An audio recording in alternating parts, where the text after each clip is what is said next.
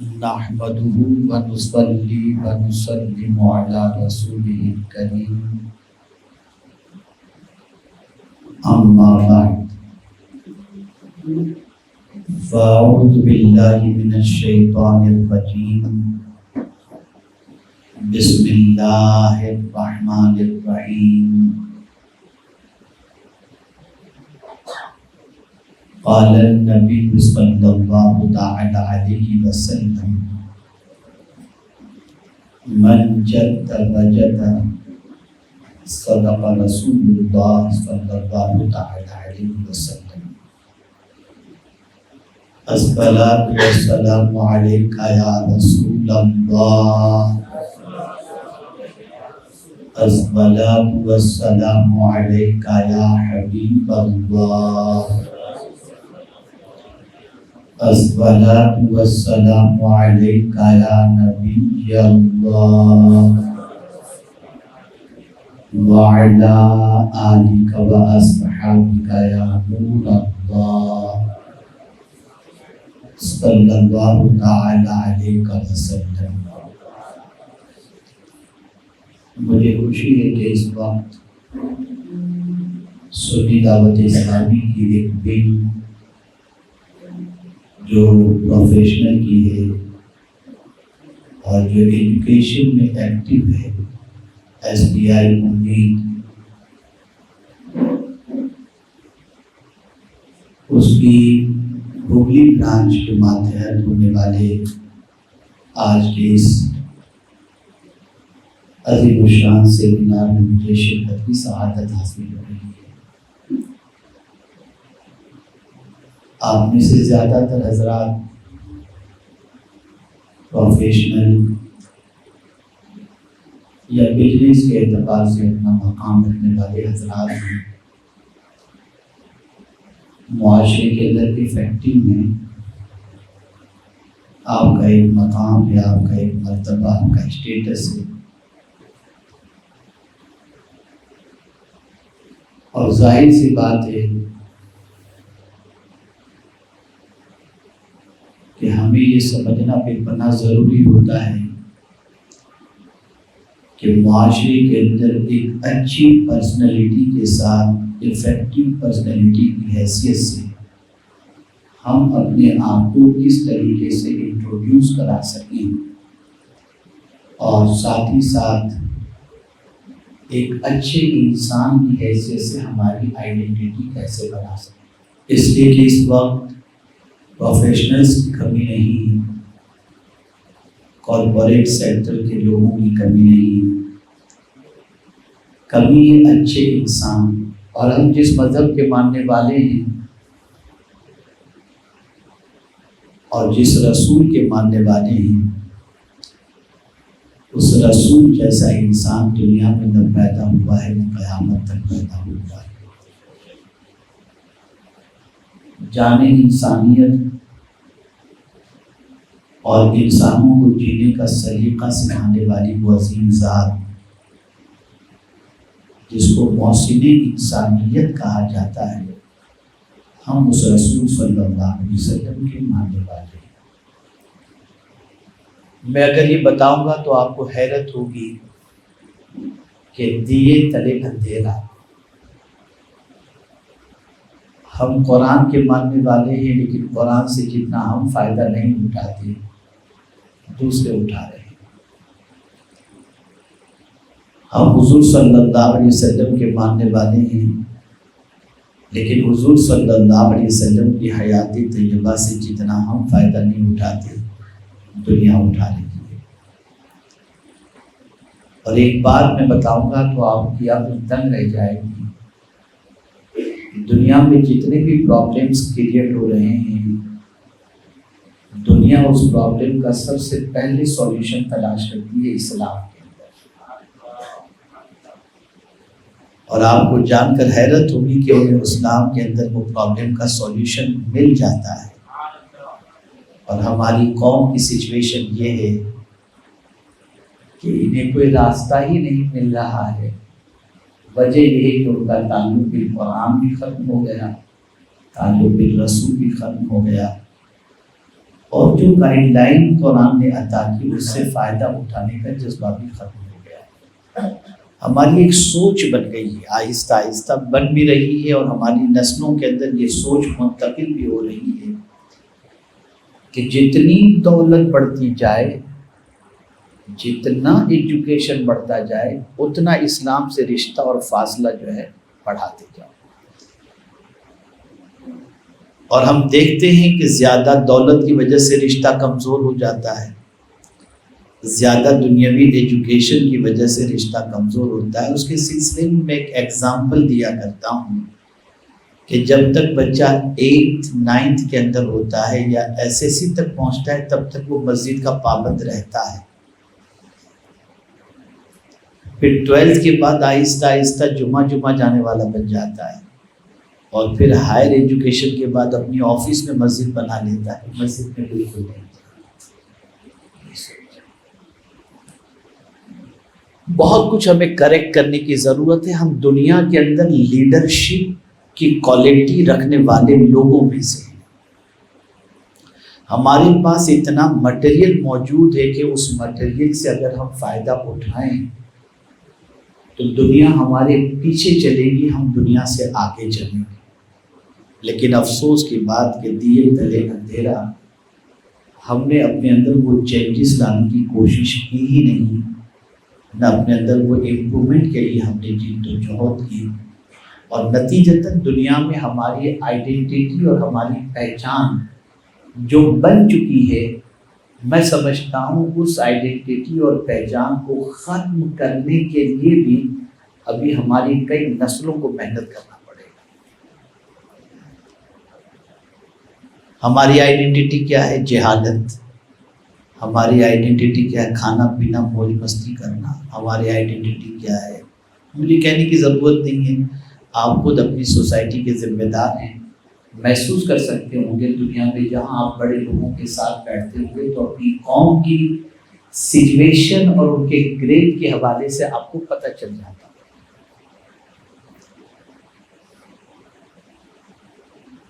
ایک حدیث شریف میں آپ کی سماعتوں کے حوالے کروں کہ آقا کریم صلی اللہ علیہ وسلم نے فرمایا الطہور شطر الایمان، پاکیزگی آدھا ایمان۔ اب ہم نے اس کو اتنا لمیٹیڈ کر دیا، جس چیز کو حضور نے فرمایا آدھا ایمان، اس کو ہم نے کپڑے، جگہ، کھانا پینا، بس اسی کو سمجھ لیا کہ یہی صاف رکھنا ہے۔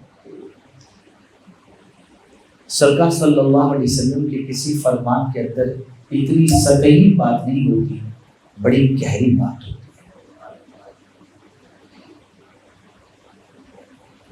آپ جانتے ہیں اس سے مراد کیا ہے؟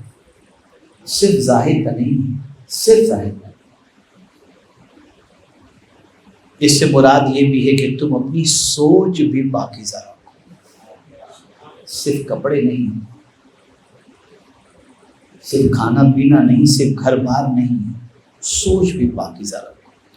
سوچ اندر کی چیز ہے، یہ سب باہر کی چیز ہے۔ اس کو ایک ایگزامپل کے ذریعے میں آپ کو سمجھاؤں۔ کبھی بھی کہیں بھی آپ دیکھتے ہوں گے تو جس برتن کے اندر کھانا پکتا ہے اس برتن کے باہر کی فکر آدمی اتنی نہیں کرتا جتنی برتن کے اندر کی فکر کرتا ہے کہ اندر سے یہ صاف ہے۔ اور جب صفائی کرنے والا صاف کرتا ہے برتن کو تو باہر کی فکر کم کرتا ہے، اندر کی فکر زیادہ کرتا ہے۔ اسی طریقے سے میں آپ کو بتاؤں، ہم لوگ صفائی کا اتنا خیال رکھتے ہیں کہ بسلری کی بوٹل ہمارے پاس آ جائے، ہم نے اس کو کھولا اور کھولتے کوئی مکھی آ کر کے اندر گر گئی، یہ پانی ہمارے لائق نہیں۔ کسی ریسٹورنٹ میں گئے، کھانے کے لیے بیٹھے، کاکروچ آ کر کے بیٹھ گیا، پھر ہٹاؤ بھی کھانا نہیں کھائے، چائے پھر کتنے کا، اتنا صفائی کا خیال کرتے۔ اچھا کوٹ پہن کر کے ہم نکلے، بلیزر پہن کر کے، تھوڑا سا گندا ہو گیا، چلو گھر جا کے چینج کر کے آتے ہیں، یہ پہن کر کے جانے جیسا محفل میں نہیں۔ تو کیا اتنی ہی صفائی کے لیے حضور نے فرمایا کہ صفائی آدھا ایمان؟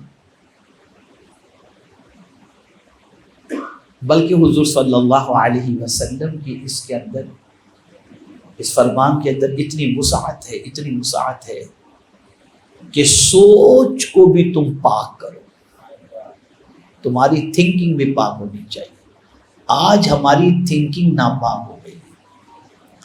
اس کو میں ایگزامپل کے ذریعے سمجھاؤں، ایک مثال سے پیش کروں گا، پھر جس ٹاپک کی بات میں نے کی اسی ٹاپک کی طرف آتا ہوں۔ ہماری تھنکنگ یہ بن چکی سیلفش، اور اسلام سوچ کو پاک کرنے کا طریقہ یہ بتاتا ہے سیکریفائس۔ تم سیلفش مت بنو، تم قربانی دینے والے بنو۔ اور پھر جب تم کسی کے لیے قربانی دو گے، کسی کو راحت پہنچاؤ گے، تو یہ نظام قدرت ہے، ایکشن کا ری ایکشن۔ تم راحت پہنچاؤ گے، تمہیں راحت مل جائے گی۔ جب تک کہ ہماری قوم کے اندر یہ سوچ تھی سیکریفائس والی، تو ہمارا ہر کام جو ہوتا تھا اس پہ پیورٹی تھی۔ اب تو ایسا مسئلہ ہے کہ جنازے کو کاندھا دینے بھی ہم منہ دیکھ کر جاتے ہیں یا مروت میں چلے جاتے ہیں، وہ جذبہ ہی نہیں ہوتا کہ ایک شخص کو پہلی منزل پر پہنچانا ہے اور یہ ہماری ذمہ داری ہے۔ نہیں جائیں گے تو کیا سوچے گا، منہ دکھانے کے لیے ہم چلے جاتے ہیں۔ بیمار کی عیادت یہ بھی ہم اسٹیٹس دیکھ کر کے کرتے ہیں، باقی ہمارے اندر کوئی جذبہ نہیں رہ گیا جو انسانیت والا ہونا چاہیے۔ تو یاد رکھیں، ہمیں بہت کچھ کریکٹ کرنے کی ضرورت ہے، اور یہ وہ ساری چیزیں جو قوم کو یونائٹ کرتی ہیں، اس سے آپس میں محبت بڑھتی ہے۔ آپ کسی کے لیے سیکریفائس کریں گے، دوسرا آپ کے لیے سیکریفائس کرے گا، اس سے محبت بڑھے گی۔ یہ ایک بڑا عظیم ٹاپک ہے، اسپیشلی ذہن کی صفائی، کن کن چیزوں کو اس میں لانا چاہیے، پھر میں انشاءاللہ اس پر کبھی گفتگو کروں گا۔ آج مجھے جو چیز آپ کو بتانی ہے وہ یہ ہے کہ ترقی میں کون سی چیزیں رکاوٹ ہیں۔ آپ بہت سارے بزنس مین کو دیکھتے ہوں گے جو آپ سے آگے نکل جاتا ہے، آپ فکر کرتے ہیں کہ میں کیوں آگے نہیں نکل رہا۔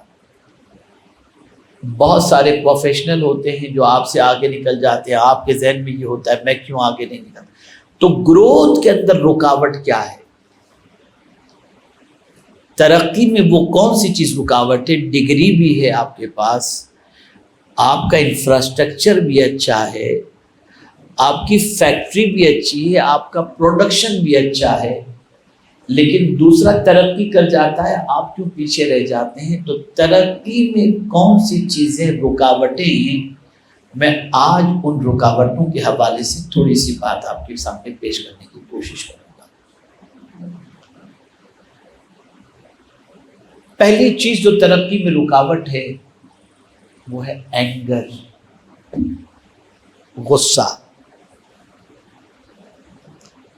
ہمیشہ منہ کا چڑھا ہوا رہنا، ہمیشہ جلال میں رہنا، ہمیشہ غصے میں رہنا، چاہے ایمپلائی ہوں، چاہے اسٹوڈنٹس ہوں، چاہے بیوی بچے ہوں۔ یہ اتنی بڑی رکاوٹ ہے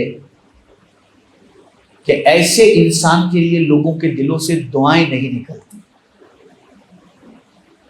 اس لیے کہ یاد رکھیں کہ محنت سے جو کام نہیں بنتا وہ کبھی کبھی دعا سے بن جاتا ہے۔ آج ہم دیکھیں تو ہمارا ایٹیٹیوڈ اپنے نوکروں کے ساتھ کیسا ہے، ہمارا ایٹیٹیوڈ اپنے بیوی بچوں کے ساتھ کیسا ہے، ہمارا ایٹیٹیوڈ اپنے اسٹوڈنٹس کے ساتھ کیسا ہے۔ اسی لیے حضور صلی اللہ علیہ وسلم نے ایک انسان کو بہترین انسان بنانے کے لیے اور اس کی محبت لوگوں کے دلوں میں پیدا ہونے کے لیے سرکار صلی اللہ تعالی علیہ وسلم نے جس چیز کی ضرورت تھی اس کو اتنی اچھی طریقے سے مینشن کیا اور اتنا اونچا درجہ دیا کہ رسول اعظم صلی اللہ علیہ وسلم نے فرمایا کسی مسلمان سے مسکرا کر ملنے پر بھی اللہ صدقے کا ثواب عطا فرماتا ہے۔ یعنی ایک آدمی ثواب کی لالچ ہے اس کے اندر، تو یہ جو اینگر والا جو نیچر ہے اس کو ختم کرنے کے لیے سرکار نے ثواب کا ایک ذریعہ بتا دیا کہ تم مسکرا کر کے ملو، تمہیں صدقے کا ثواب ملے گا۔ اب یہاں سے یہ بات سمجھ میں آئی کہ جن کا نیچر اس ٹائپ کا بنا ہوا ہوتا ہے، جن کا طریقہ اس طریقے کا ہوتا ہے، جب دیکھو تب غصہ، جلال، آدمی دیکھ کے ڈرے بھاگے، اس کی محبت لوگوں کے دلوں میں نہیں ہوتی۔ پھر یہ آدمی غصے میں کیوں رہتا ہے، اس کو بھی تھوڑا سا سمجھیے۔ اپنی بڑائی کے لیے، اپنے اسٹیٹس کے اعتبار سے، یا سامنے والے کو حقیر سمجھ کر کہ یہ میرے لائق ہے ہی نہیں۔ تو اگر یہ ساری چیزیں ذہن کے اندر ہیں تو یہی سب سے پہلی رکاوٹ ہے کہ ایک انسان خود کو بہت کچھ سمجھ رہا ہے، اس وجہ سے اس نے اپنا نیچر ایسا بنا لیا، اپنی عادت ایسی بنا لی ہے، اپنی فطرت ایسی بنا لی ہے، تو اللہ تعالیٰ ایسے بندے کو ترقی نہیں عطا فرماتا۔ مجھے یاد ہے کہ میرے ایک دوست میرے ساتھ تحریک کا کام کرتے تھے، ان کا چہرہ ہمیشہ ایسے ہی، مجھے لوگ کہتے تھے یار پتہ نہیں کبھی ان کو ہم نے مسکراتے نہیں دیکھا۔ میں نے کہا چلیے میں آپ کو مسکراتے ہوئے ان کو دکھا دیتا ہوں، وہ مسکرائیں گے، ضرور مسکرائیں گے، لیکن میں ان کو جوک سنا کر نہیں ہنساؤں گا، میں کس طرح ہنساتا ہوں آپ دیکھ لیجیے۔ انہوں نے کہا ٹھیک ہے، ملاقات ہوئی۔ میں نے کہا دیکھیے آقا کریم صلی اللہ علیہ وسلم کا ارشاد تو اپنی جگہ پر ہے، اس سے تو کوئی انکار نہیں کر سکتا، لیکن آپ کے بارے میں یہ مشہور ہے کہ یار آپ مسکرا کر نہیں ملتے ہو، ذرا یار میرے لیے ایک بار مسکرا دو نا۔ تو مسکرائے۔ پھر میں نے ان سے کہا جب مجھ سے اتنی محبت کرتے ہو اور میں نے کہا تو آپ مسکرا رہے ہو، تو حضور فرماتے ہیں کہ کسی مسلمان سے ملو تو مسکرا کر کے ملو، تو حضور سے بڑھ کر تو کوئی نہیں ہے نا، تو آج سے اپنی عادت چینج کرو، جب بھی لوگوں سے ملو تو مسکراتے ملو۔ ان کی عادت چینج ہو گئی کہ وہ مسکرا کر ملے۔ میں آپ کو مسکرانے کے حوالے سے بتاؤں گا تو آپ کی عقل تک رہ جائے گی۔ حضرت ابو درداء رضی اللہ تعالیٰ عنہ ایک صحابی رسول، وہ جب بھی کسی سے ملتے تو مسکرا کر کے ملتے، تو ان کی وائف نے، ان کی بیوی نے ان سے کہا بڑے ظالم آدمی ہو، آپ لوگوں سے مسکرا کر ملتے ہو، لوگ آپ کو بیوقوف سمجھیں گے، پاگل سمجھیں گے کہ ہمیشہ ہنستا رہتا ہے۔ تو حضرت ابو درداء رضی اللہ تعالیٰ عنہ نے فرمایا کہ شریک حیات دنیا مجھے کیا سمجھے، مجھے اس کی پرواہ نہیں، میں نے تو اپنے آقا کو جیسا دیکھا ہے ویسا کرنا۔ ہم نے بہت یعنی دل کو چبھنے والی بات میں کہہ رہا ہوں، ہم نے یہ سمجھا کہ حضور کے طریقے پر عمل کرنے سے معاذ اللہ دنیا میں عزت نہیں ملے گی، یہ سوچ گھر کر چکی ہے۔ معاف کیجیے گا، میں دنیا کے مختلف ملکوں میں جاتا ہوں، کئی انسیڈنٹ میرے سامنے ہوتے ہیں، مسلمانوں کی مینٹلٹی پڑھنے کی کوشش کرتا ہوں تو مجھے میری عقل دنگ رہ جاتی ہے کہ اب آہستہ آہستہ یہ مینٹلٹی بنتی جا رہی ہے کہ اگر ترقی کرنا ہے تو اسلام سے ڈسٹینس مینٹین کرو۔ اور میں کہتا ہوں کہ اسلام کی آئیڈیالوجی کو فالو کرو گے تو دنیا میں ترقی سے کوئی تمہیں روک نہیں سکے گا۔ تو اپنے چہرے کو غصے والا بنانے سے بچو، ہمیشہ غصے میں رہنے والی عادت نکال دو۔ یہ وہ کل ہے کہ اگر جوتے میں گھس جائے اور کل والا جوتا پہن کر کے ہم اگر چلنے کی کوشش کریں تو ہماری رفتار فاسٹ نہیں سلو ہوگی، لیکن کل کو اگر نکال دیں تو پھر ہم تیز دوڑ سکیں گے۔ تو یہ اینگر والا نیچر اپنے اندر سے نکال دو گے تو ترقی کی طرف بڑھتے چلے جاؤ۔ ترقی میں سب سے پہلی رکاوٹ اینگر، غصہ۔ اور یوں بھی اللہ نے جن کو اپنا مقبول بندہ بنایا ہے، ان مقبول بندوں کی عادت ہی یہ ہے کہ وہ غصے کو پی جانے والے ہوتے ہیں۔ وَالْكَاظِمِينَ الْغَيْظَ وَالْعَافِينَ عَنِ النَّاسِ، غصے کو پی جانے والے اور لوگوں کی غلطیوں کو معاف کرنے والے۔ مجھے یہاں پر ایک حدیث شریف یاد آتی ہے، ایک صحابی اپنے غلام کو مار رہے تھے کسی غلطی کی وجہ سے. آقا کریم صلی اللہ تعالی علیہ وسلم نے دیکھ لیا اور پھر انہیں ٹوکا، انہوں نے ہاتھ روک لیا. پھر سوال پوچھا کہ یا رسول اللہ صلی اللہ تعالی علیہ وسلم، اپنے ایمپلائی کو، اپنے خادم کو، اپنے غلام کو ایک دن میں کتنی غلطیاں کرے تو معاف کرنا چاہیے؟ پر ڈے کتنی مسٹیکس کرے تو اس کو معاف کر دینا چاہیے؟ سرکار نے فرمایا 70. کتنی؟ ایک دن میں 70 غلطیاں وہ کرے تو اسے معاف کرو. لیکن غلطی مائنر ہو، جیسے آپ نے کچھ مانگا اس نے نہیں دیا، آپ نے صاف کرنے کے لیے جھاڑو لگانے نہیں، یہ جو مائنر غلطیاں ہیں، یہ نہیں کہ اس میں سے چوری کر کے نکل گیا اور آپ معاف کر دیں، یہ نہیں. ایسی غلطیاں جو قابل معافی ہیں. تو اس قسم کی 70 مسٹیکس کرے تو سرکار فرماتے ہیں صلی اللہ علیہ وسلم کہ اسے معاف کر دینا چاہیے. میں تھوڑا سا اس کے ڈیپتھ میں جانے کی کوشش کیا کہ 70 غلطیاں معاف کرنے کے بارے میں، تو ریزن یہ سمجھ میں آیا کہ اگر تم نے اس کو نکال دیا، تمہارے پاس جو ایمپلائی تھا، تو غصے میں کسی ایسے آدمی سے پارٹنرشپ شروع کرے گا جو تمہارے بزنس کے سلسلے میں وہ معلومات رکھتا تھا، وہ ساری معلومات دوسرے کو دے گا اور تمہاری بازو میں ہی تمہارے کسٹمر کو توڑنے کے لیے بزنس شروع کر دے گا. پھر تم زندگی بھر پچھتاتے رہو گے کہ میں نے نکالا کیوں. تو یہ تمہارے فائدے کے لیے ہے. اور یہ بات زندگی بھر یاد رکھیے گا، معاف کرنے سے رشتہ مضبوط ہوتا ہے، کمزور نہیں. میں جو عرض کر رہا ہوں اس کو قرآن کی روشنی میں سنا. معاف کرنے سے رشتہ مضبوط ہوتا ہے، کمزور نہیں. آپ مجھے بتائیے، ہم صبح سے لے کر رات تک اللہ کی نافرمانی کرتے ہیں، ایک نہیں ہزاروں اس کی بات نہیں مانتے، لیکن پھر بھی بڑی رات کو اے اللہ ہمیں معاف فرما دے، اور وہ معاف فرماتا ہے تو ہمارا رشتہ اپنے رب سے ٹوٹ نہیں رہا. تو معاف کرنے سے رشتہ مضبوط ہوتا ہے، ٹوٹتا نہیں. اور سرکار صلی اللہ علیہ وسلم فرماتے ہیں کہ اگر معاف کرنے سے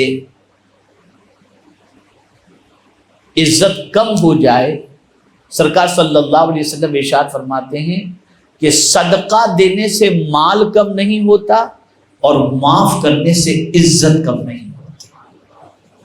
تو عرض کرنے کا منشا یہ ہے کہ غصے والے نیچر کو اپنی زندگی سے چھٹی دے دیں. آپ گروتھ کے اندر، آپ کی ترقی کے اندر انشاءاللہ العظیم ایک اسٹیپ آپ آگے بڑھتے چلے جائیں گے. ہزار آپ کے پاس پالیسیز ہوں، پلان ہوں، فارمولے ہوں، ایجوکیشن ہوں، لیکن وہ ساری چیزوں کے ہونے کے باوجود آپ کے گروتھ میں اگر کوئی چیز رکاوٹ ہے تو یہ ہے. سیکنڈ چیز، ایگو، میں بھی کچھ ہوں. یہ بہت بڑی رکاوٹ ہے، بہت بڑی رکاوٹ. جہاں آدمی نے سوچا کہ میں کچھ ہوں، مجھ سے پوچھا نہیں، مجھے بولا نہیں، مجھے رسپیکٹ نہیں دیا، مجھے یہ نہیں کیا، مجھے وہ نہیں کیا. ایک انسان کی ترقی کے اندر سب سے بڑی رکاوٹ یہ ہے. جس کے اندر ایگو کا معاملہ ہوتا ہے اسے دنیا رسپیکٹ کی نظر سے نہیں دیکھتی، لیکن جو خود کو کچھ نہیں سمجھتا اور ہوتا بہت کچھ ہے اسے اللہ تعالیٰ عزت بھی عطا فرماتا ہے. یہ بات یاد رکھیے گا. میں اس کو حدیث کی روشنی میں سمجھاؤں. ایک ہوتا ہے خود سے کسی کے سامنے اپنے آپ کو بڑا پیش کرنا، یہ آرٹیفیشیل ہے، اس لیے کہ ہم اپنا کچھ ایسا ماحول بناتے ہیں جس کی وجہ سے سامنے والے کے دل پہ ہمارا روب بیٹھ جائے. اور ایک ہوتا ہے نیچرلی کوئی دیکھے اور آپ کے رسپیکٹ میں کھڑا ہو جائے، آپ کا احترام کرے. دونوں میں فرق ہے. اب وہ رسپیکٹ میں خود سے کھڑا ہو، وہ کیسے ہوگا؟ تو میں اس کو آپ کو بتاؤں. میرے آقا صلی اللہ علیہ وسلم نے ارشاد فرمایا من تواضع للہ فقد رفعہ اللہ، جو اللہ کے لیے عاجزی انکساری اختیار کرے اللہ اسے بلندی عطا کر دیتا ہے۔ یعنی خود کو کچھ نہ سمجھے، ہم کچھ بھی نہیں ہیں، ہم کچھ بھی نہیں ہیں۔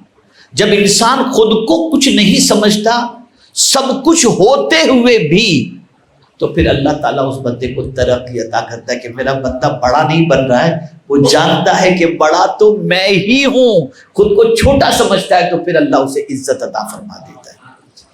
تو یہ بہت اہم چیز ہے اپنی لائف میں سے اس کو نکالنا، ایگو والا مسئلہ۔ آپ خود بہت کچھ ہیں لیکن اپنے آپ کو کچھ نہ سمجھیں، یہ ایک بہت بڑا آرٹ ہے، بہت بڑا فن ہے، اور ایسے انسان کی محبت لوگوں کے دلوں میں بے پناہ پیدا ہوتی ہے کہ یار یہ اتنا بڑا انسان لیکن گراؤنڈ ٹو ارتھ، بالکل ایک دم ایسا لگتا ہے جیسے کچھ ہے ہی نہیں۔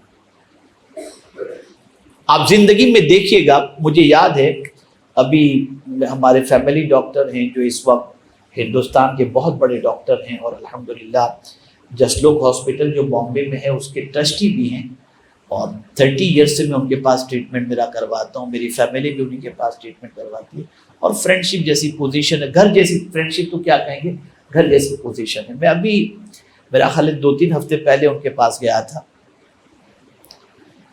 تو خود جسلوک ہاسپٹل کے ٹرسٹی اور بڑے بڑے منسٹر اور ایمبیسیڈر ان کے پاس ٹریٹمنٹ کے لیے آتے ہیں۔ تو میں گیا تو مجھے کہنے لگے کہ یار شاکر بھائی، میرے کلاس میٹ بھی ہیں، تو شاکر بھائی میں آپ کو کیا بتاؤں کہ ہوا ایسا کہ میں جسلو کا ٹرسٹی ہوں اور مجھے تھوڑا سا آنکھ میں ہلکا سا پرابلم ہو رہا تھا، تو میں چپ چاپ جو ہے نا ایک ڈاکٹر کو دکھانے کی غرض سے میں چلا گیا جسلوک میں، حالانکہ اس کے سامنے ان کا ڈاکٹر ہاؤس کے اندر کلینک ہے، میں گیا، لیکن میں جو ہے اپنے تعلقات کو یوز کرنے کی بجائے اور اپنے منصب اور مقام کو سامنے رکھنے کی بجائے کیو کے اندر جو لوگ تھے نا، میں ان کے ساتھ کھڑا رہ گیا،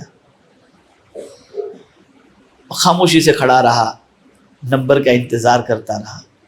اتنے میں کچھ لوگوں نے دیکھا تو دوڑتے، سر آپ یہاں پر، سر آپ یہاں پر، کہ نہیں مجھے یہاں پر اس طرح سے کھڑے رہنا بھی اچھا لگتا ہے۔ اب میں آپ کو بتاؤں کہ وہ اگر جاتے تو سر 1 منٹ، سر 2 منٹ، سر 3 منٹ، تھوڑا سا رکیے، ہو سکتا ہے، لیکن اس طرح سے کھڑے رہنے پر اسٹاف پورا دوڑ، سر آپ ادھر کھڑے نہ رہیں، آپ جلدی آ جائیں۔ اس کو میں ایک ایگزامپل کے ذریعے بتاؤں تو اور اچھی طرح سے آپ کو سمجھ میں آئے گا۔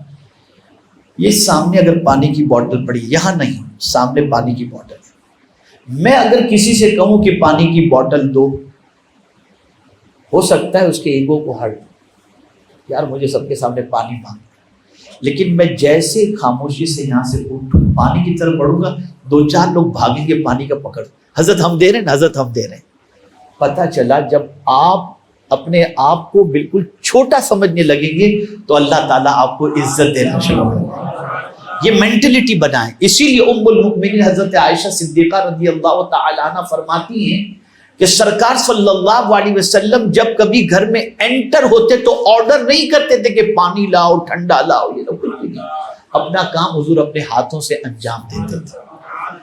یہ ایک بہت بڑا مسئلہ ہے، آپ لائف میں اس کو اپنی زندگی میں امپلیمنٹ کر کے دیکھیں، خود کو کچھ نہ سمجھیں، ایک آرڈینری انسان سمجھ کر اپنی روٹین کو ایک آرڈینری انسان جیسی آپ گزارنے لگیں، ہوں گے بہت کچھ، لیکن آپ کی لائف کا اثر انسان کی زندگی پر اتنا ہوگا کہ پہلے اگر آپ کی عزت کا گراف اتنا ہوگا نا تو آپ نارمل روٹین کے ساتھ آئیں گے تو آپ کی عزت کا گراف آسمان تک پہنچ جائے گا۔ اس کو ایک اور طریقے سے میں سمجھاؤں، حضور صلی اللہ علیہ وسلم سید الانبیاء شب معراج وہاں تک پہنچے جہاں تک کوئی نہیں پہنچ سکتا، لیکن غریبوں کے ساتھ کھانا، غریبوں کے ساتھ بیٹھنا، غریبوں کے ساتھ اٹھنا، یہ حضور صلی اللہ علیہ وسلم۔ نتیجہ کیا ہوا کہ پھر ان لوگوں کی سچویشن یہ ہوئی کہ حضور نے نہیں فرمایا کہ مجھ پر جان قربان کرو، وہ جان لٹانے کے لیے تیار ہو، تو آپ کبھی بھی اپنے ایمپلائی کے ساتھ کبھی بیٹھ کر یار تم کو میرے ساتھ کھانا کھانا پڑے گا، کبھی آپ ایمپلائی کو کر کے دیکھیں. آپ کے گیٹ کیپر کو آپ کہیں کہ آج تجھے کھانا میرے ساتھ کھانا ہوگا، یا تیرے گھر سے جو تو کھانا لایا ہوگا نا میں اس کو تیرے ساتھ بیٹھ کر کے کھاؤں گا. خدا کی قسم وہ رات بھر آپ کے لیے دعائیں کرے گا کہ کیا میرا سیٹ ہے، کیا مجھے میرا باس ملا، یار ایسا باس تو مل نہیں سکتا. ہم ایگو سے تھوڑا سا باہر آ جائیں، یہ بہت ترقی میں بہت بڑی رکاوٹ ہے. تو سیکنڈ جو رکاوٹ ہے وہ ایگو ہے، فرسٹ ہے اینگر. تیسری چیز جو ہمارے لیے ترقی میں رکاوٹ ہے وہ ہے کلیم.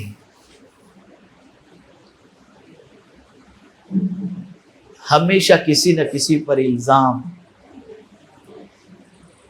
یہ ساری چیزیں کلیم کرنا، کسی نہ کسی کو جو ہے وہ کچھ نہ کچھ شکایت کرنا، یار یوں ایسا یوں ایسا یوں، یہ کرتے رہنا. آدمی ریگولر شکایت کرتا ہے. جیسے میں آپ کو بتاؤں، ایک ایمپلائی ہے آپ کے یہاں، وہ بہت اچھا کچھ کام کیا، نہیں تو آج لیٹ آیا تھا. اچھا تو یہاں کیوں بیٹھا ہوا ہے، اچھا تو یہ کیوں کر رہا ہے. اب دن میں آپ 25 مرتبہ اس کو ٹوکیں گے نا، آپ کی عزت نہیں رہے گی. یہ کلیم آپ کی ترقی میں بہت بڑی رکاوٹ ہے. تو اب اس کی جگہ پر کیا کرنا چاہیے؟ انکریج کرنا چاہیے، اس کی حوصلہ افزائی کرنا چاہیے. دیکھ بیٹا تو آیا ہے نا آج لیٹ، کل مت آنا، پیار سے خیال رکھ بیٹا تھوڑا سا ٹائم کا. آپ دیکھیے، میں صرف تحدیث نعمت کی خاطر بتاتا ہوں، میرے یہاں بامبے میں جتنے بھی میرے انسٹیٹیوٹ، ممبئی کی بات کر رہا ہوں جو برابر میری نگرانی، یہاں پر بھی سب الحمدللہ چل رہے ہیں ہندوستان بھر کے اندر. میرے یہاں جو ایک بار جوائنٹ ہوتا ہے وہ نکلنے کا نام ہی نہیں لیتا، بالکل نہیں. کیونکہ دیکھیے یاد رکھیے، دو چیزوں کو آپ کو خیال رکھنا ہے ایمپلائی کے سلسلے میں. دو چیزوں کو، ہم علماء کو ایمپلائی نہیں سمجھتے، انہیں ٹیچر سمجھتے ہیں، لیکن ایک جنرل ورڈ کے اعتبار سے کہ جو آپ کے انڈر میں کام کرتے ہیں ان کو آپ دو چیز دیجیے. نمبر 1 رسپیکٹ، نمبر 2 ان کی ضرورت پوری کیجیے. آپ ان کو رسپیکٹ دیں گے اور ان کی ضرورت پوری کریں گے، وہ کبھی آپ کے پاس سے نہیں جائے گا اور ہمیشہ آپ کا رسپیکٹ کریں. تو ہمیشہ کلیم کرنا، ہمیشہ کلیم کرنا، ہمیشہ کلیم کرنا، یہ بھی ترقی کے اندر بہت بڑی رکاوٹ ہے، بہت بڑی رکاوٹ ہے. اسی کے ساتھ ساتھ آپ دیکھیں چوتھی چیز کی طرف اگر ہم آئیں تو بلیم. یہ کام تیری وجہ سے خراب ہوا، تجھے کچھ آتا نہیں ہے. یہ بھی وہ چیز ہے جو انسان کی ترقی میں سب سے بڑی رکاوٹ بنتا ہے. ایک انسان کو خود کلیم اور بلیم سے بچنے کے لیے محنت کرنی پڑے گی. جیسا کہ میں نے حدیث مبارکہ میں آقا کریم صلی اللہ علیہ وسلم کا جو ارشاد گرامی آپ کی سماعتوں کے حوالے کیا کہ حضور صلی اللہ علیہ وسلم نے فرمایا من جد وجد، جس نے کوشش کی اس نے پا لیا. تو ہم بلیم کرنے کی بجائے، ایکسکیوز پیدا کرنے کی بجائے، کلیم کرنے کی بجائے ہم بہتر سے بہتر کی کوشش کریں. انشاءاللہ العظیم آپ دیکھیں گے کہ آپ جو گروتھ کرنا چاہتے ہیں، جو ترقی کرنا چاہتے ہیں، آپ ترقی کی طرف انشاءاللہ کامزن ہو جائیں گے. یہ ہوتا تو ایسا ہوتا، یہ ہوتا تو ایسا ہوتا، یہ ہوتا تو ایسا ہوتا، یہ سب ختم ہم نے کرنا ہے. اور جب قرآن نے کہہ دیا وَأَن لَيْسَ لِلْإِنسَانِ إِلَّا مَا سَعَىٰ، انسان کو نہیں ملتا مگر وہی جس کی وہ کوشش کرے. وَأَنَّ سَعْيَهُ سَوْفَ يُرَىٰ، اور جو وہ کوشش کرے گا اس کی کوشش کا بدلہ اسے دکھایا جائے گا. تو یہ تو قرآن کا فیصلہ ہے. ہم جو ہے بلیم، تیری وجہ سے یہ کام خراب ہوا، یوں ہوا، یہ سب چیزیں ہماری لائف میں سے ہم کو نکالنی ہوں گی. اور جب تک کہ ہم ان چیزوں سے اپنے رشتے کو نہیں توڑیں گے اس وقت تک ہم گروتھ نہیں کر سکتے، ترقی نہیں کر سکتے. اسی کے ساتھ ساتھ سوچ، جیسا کہ میں نے پہلے عرض کیا، اس کو بالکل صاف ستھری بنائیے. ترقی میں ایک سب سے بڑی رکاوٹ جو ہے نا وہ یہ بھی ہے کہ انسان کی سوچ نیگیٹو ہوتی ہے. اب اس کو نیگیٹو سوچ کو میں آپ کو بتاؤں، کسی کو نیچا دکھانا، کسی کا دھندا خراب کرنا، کسی کی ویلیو خراب کرنا، یہ ساری چیزیں وہ ہیں کہ اگر یہ تھاٹ کسی کے ذہن کے اندر بیٹھ جائے، یہ تھنکنگ کسی کی بن جائے، تو یہ اس کی ترقی میں سب سے بڑی رکاوٹ ہے۔ اسی لیے فرمایا گیا بھلا چاہو بھلا ہوگا، بھلا چاہو بھلا ہوگا۔ آپ کسی کی ترقی کے سلسلے میں، یہاں میں بڑی پیاری حدیث آپ کو میں سناتا ہوں۔ آقا کریم صلی اللہ علیہ وسلم خطاب فرما رہے تھے، دوران خطاب رسول اعظم صلی اللہ علیہ وسلم نے ارشاد فرمایا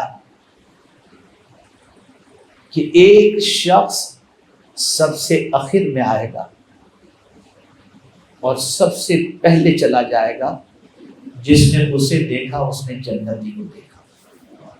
حضرت عبداللہ ابن عمر رضی اللہ تعالی عنہما اینڈ میں بیٹھے ہوئے تھے۔ اب وہ بار بار دیکھ رہے تھے کہ کون لاسٹ میں آتا ہے اور پہلے چلا جاتا ہے۔ ایک صحابی آئے، اینڈ میں بیٹھے، محفل ختم ہوئی، فوراً سب سے پہلے نکل گئے۔ انہوں نے ان کو بالکل مارک کر لیا، ٹارگٹ بالکل، ہاں یہی۔ پھر آقا کریم صلی اللہ علیہ وسلم کی محفل دوبارہ سجی، پھر سرکار صلی اللہ علیہ وسلم نے یہی ارشاد فرمایا، ایک شخص آئے گا، آخر میں بیٹھے گا اور محفل کے اختتام پر سب سے پہلے چلا جائے گا، جس نے اسے دیکھا اس نے جنتی کو دیکھا۔ حضرت عبداللہ ابن عمر نے دیکھا کہ وہ محفل میں بھی وہی لاسٹ میں آئے اور پہلے چلے گئے۔ تو اس طرح سے 3 مرتبہ محفل میں وہ لاسٹ میں آئے اور پہلے چلے گئے، اور تینوں مرتبہ حضور صلی اللہ علیہ وسلم نے یہ ارشاد فرمایا۔ اب جب وہ جانے لگے تو حضرت عبداللہ ابن عمر رضی اللہ تعالی عنہما نے اس صحابی سے عرض کیا کہ یار میں تمہارا یہاں مہمان بننا چاہتا ہوں۔ تو خوش ہو گئے۔ اور ویسے بھی آج بھی میں آپ کو بتاؤں، عربوں کی مہمانی بڑی زبردست ہوتی ہے، بڑی زبردست۔ آج مدینے میں چلے جائیے، ننھے ننھے بچے دسترخوان پر افطار کے لیے رمضان کے اندر آپ کو کھینچتے نظر آئیں گے، بڑی مشہور ہے۔ تو خوش ہو کے کہا یار بالکل ویلکم، آپ میرے گھر آئیں، بہت خوشی کی بات ہے، آئیے۔ گئے، اب مہمان تھے تو مہمان کے ساتھ کھانا، مہمان کے ساتھ رہنا اور رات کو مہمان کے ساتھ سونا۔ عبداللہ ابن عمر رضی اللہ تعالی عنہما کے جانے کی وجہ یہ تھی کہ وہ یہ جاننا چاہتے تھے کہ ان میں ایسی کیا چیز ہے کہ حضور نے فرمایا کہ جس نے اسے دیکھا جنتی کو دیکھا۔ اب وہ 3 دن 3 رات ان کے ساتھ رہے، تو عبادت کے معاملے میں ان سے بہتر دوسروں کو دیکھا تھا انہوں نے، تو کوئی ایسی خاص چیز انہوں نے نہیں دیکھی۔ 3 دن کمپلیٹ ہوئے، اس لیے کہ سنت کے اعتبار سے کسی کا مہمان آپ 3 دن بن سکتے ہیں، اور مہمان کا جو حق شریعت کے اندر رکھا گیا ہے وہ 3 روز کے لیے۔ اگر کوئی زیادہ رہتا ہے اور کوئی ان کی خاطر تواضع کرتا ہے، خدمت کرتا ہے، تو یہ ثواب کے اندر شامل ہوگا۔ تو 3 دن ختم ہوئے تو حضرت عبداللہ ابن عمر رضی اللہ تعالی عنہ نے کہا کہ یار مجھے اجازت دو، میں جا رہا ہوں۔ کہا بہت اچھا، ٹھیک ہے۔ پھر حضرت عبداللہ ابن عمر رضی اللہ تعالی عنہ ان سے پوچھتے ہیں کہ یار میں نے تمہاری 3 دنوں رات کو دیکھا، کیا یہی تمہاری لائف ہے، یہی ریگولر تمہاری روٹین؟ بولے ہاں میری یہی روٹین ہے۔ جو تم نے دیکھا ایسا نہیں کہ کوئی اسپیشل میں تمہارے جانے کے بعد کوئی الگ کچھ کرتا ہوں، نہیں، یہی مختصر رات کی عبادت ہے، یہی دن میں وقت گزارنا ہے، یہ ساری چیزیں بس جو تم نے دیکھا۔ تو انہوں نے کہا کہ عبداللہ تم یہ مجھ سے کیوں پوچھ رہے ہو؟ تو پھر انہوں نے بتایا کہ وجہ یہ ہے کہ تمہارے آنے سے پہلے حضور صلی اللہ علیہ وسلم نے فرمایا تھا کہ ایک شخص آئے گا، سب سے آخر میں بیٹھے گا اور محفل کے ختم ہوتے ہی پہلے چلا جائے گا، جس نے اسے دیکھا اس نے جنتی کو دیکھا، اور 3 مرتبہ تم ہی آئے، تو میں نے سوچا کہ ذرا معلوم تو کروں، دیکھوں تو صحیح کہ تم کرتے کیا ہو کہ جس کی وجہ سے حضور نے یہ فرمایا، تو اس لیے میں 3 دن تمہارا مہمان بنا۔ اب وہ صحابی کہتے تم نے جو دیکھا نا وہی میں کرتا ہوں، کہ مجھے نہیں معلوم کہ حضور نے ایسا کیوں فرمایا، پھر بھی میں سوچتا ہوں۔ کچھ دیر سوچ کر کے انہوں نے کہا، اب سن لیجیے، اس کو ذہن میں محسوس کر لیجیے۔ انہوں نے کہا میری ایک عادت ہے، شاید ہو سکتا ہے حضور نے اس لیے کہا ہو، میری ایک عادت ہے کسی مسلمان کو خوش دیکھتا ہوں تو میں دعا کرتا ہوں اللہ اسے اور خوشیاں عطا فرمائے. بس اس وجہ سے حضور نے فرمایا خدا کی قسم میں پورے یقین کے ساتھ کہتا ہوں یہ آرٹ اگر مسلمانوں کے اندر آ گیا نا تو کوئی مسلمان دکھی نظر نہیں آئے، اس کی ترقی میں کوئی چیز رکاوٹ نہیں بن سکتی. ہمیں کھا گئے اپنوں نے ہی، اپنے ہی ہم کو کھا گئے، کوئی غیر نہیں کھایا ہے. حقیقی بھائی اپنے بھائی کی ترقی نہیں دیکھ پاتا. اس حد تک حسد کی آگ میں ہم جل رہے ہیں، کہاں سے ترقی ملے گی؟ ہم نے اگر کسی کو 12 روپے کہہ دیا تو وہ جا کے 10 بول دیتا ہے. یہ ہمارا حال بن چکا ہے اور ہم تلاش کرتے کہ ترقی کریں. میں الحمدللہ سال میں 1-2 بار امریکہ اللہ جانے کی توفیق عطا فرماتا ہے، دین کے کام کی غرض سے جاتا ہوں، UK جاتا ہوں. آج بھی میں آپ کو چیلنج کے ساتھ کہتا ہوں آپ خود جا کر کے دنیا میں کہیں بھی دیکھ لیجیے، ایک ہی آئٹم کی 10 یہودیوں کی شاپ ہوگی، کسی یہودی کی شاپ کے اندر آپ کو ڈیفرنٹ ریٹ نہیں ملے گا، سنگل ریٹ ملے گا. لینا ہو تو لو. یہ نہیں کہ ادھر گیا ایسے کر کے نہیں. ہمارے یہاں تو یہ سب چیزیں ہو رہی،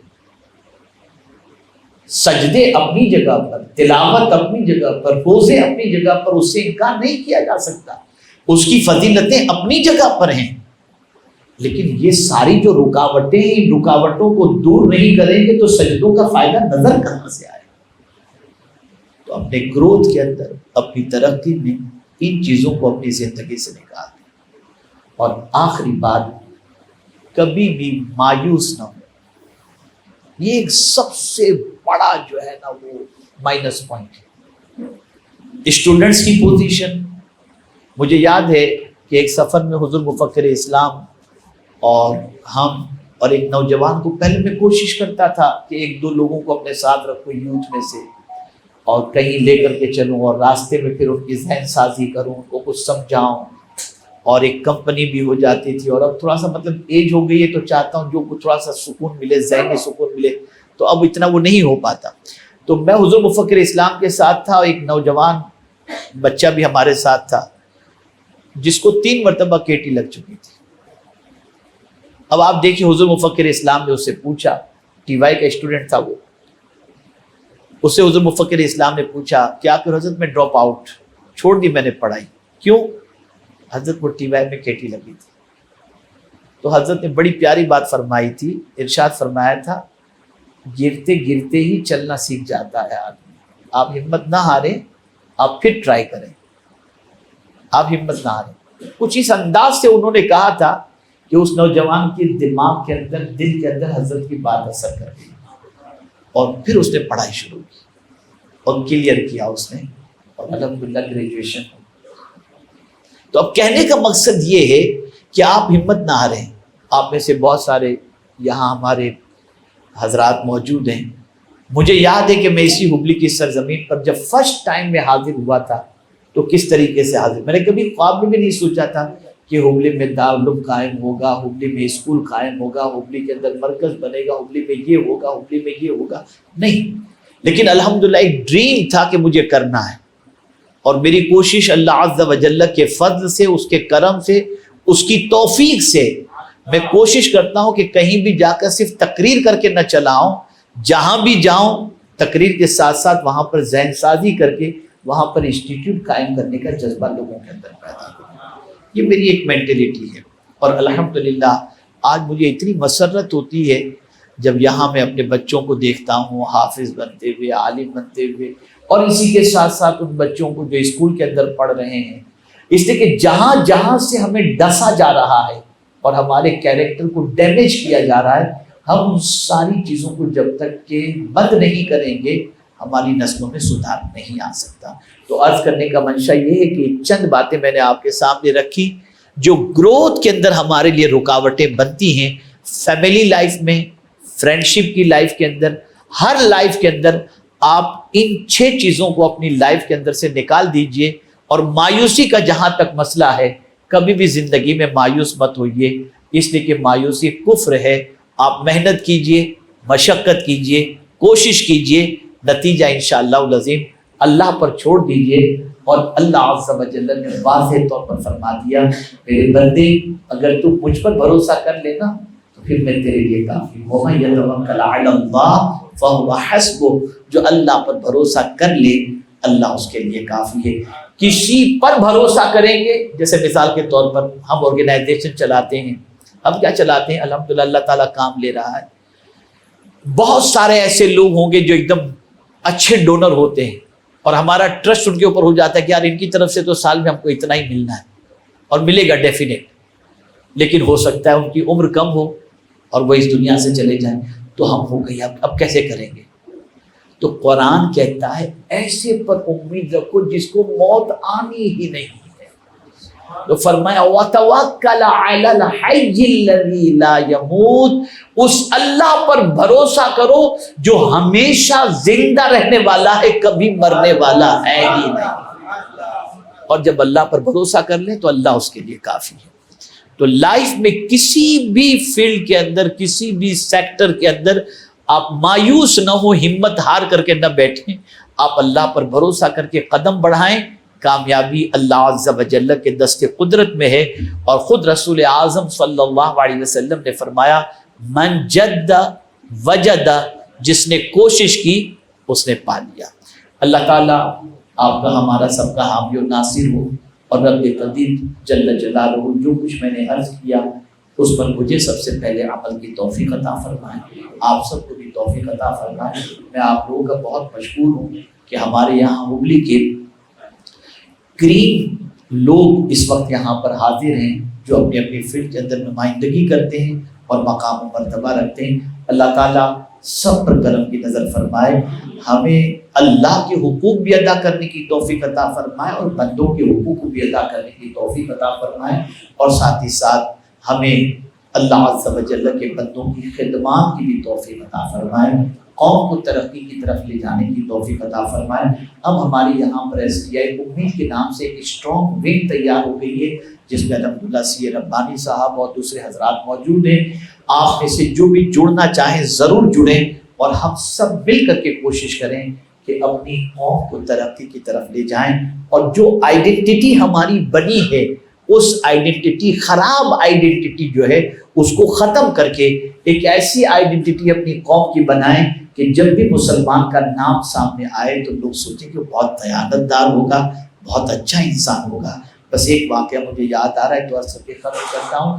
دو یہودی ایک راستے سے جا رہے تھے، راستے میں ایک بڑا پتھر پڑا ہوا تھا، تو دونوں یہودی آپس میں بات کرتے ہیں اتنا بڑا پتھر راستے میں پڑا ہے، کسی کو ٹھوکر لگے گی تو گر جائے گا۔